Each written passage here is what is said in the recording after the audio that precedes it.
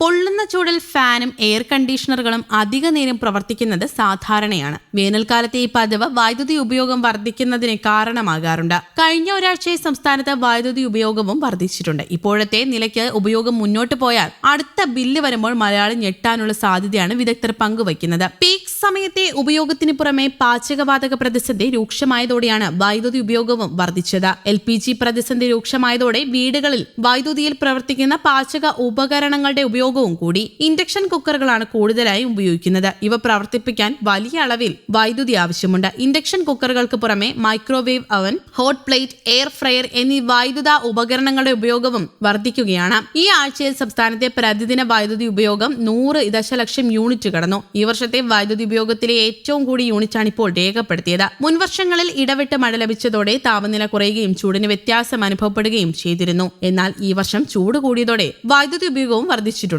അതിനു പുറമെയാണ് നിലച്ചിരിക്കാതെയുള്ള LPG പ്രതിസന്ധി കാര്യങ്ങൾ കൂടുതൽ വഷളാക്കിയത്.